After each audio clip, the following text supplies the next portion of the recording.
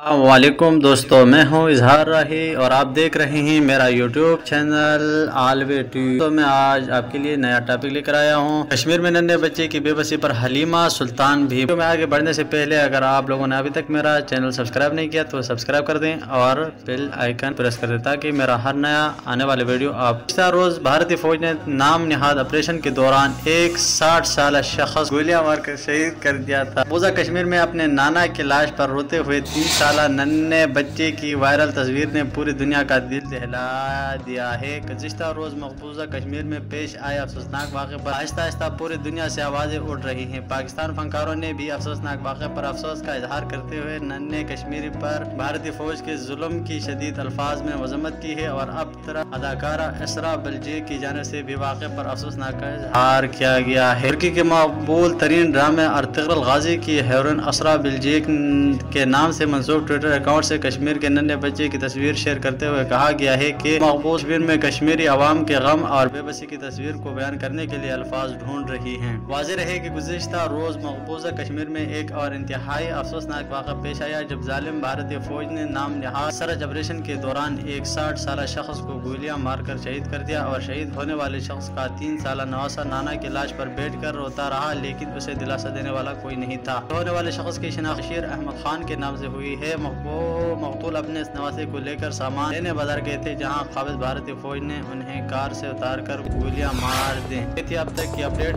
तो न्यूज़ आपको कैसा लगा अपने राय का कमेंट में करें और एक नए टॉपिक के साथ तक के लिए अल्लाह ने गवाह।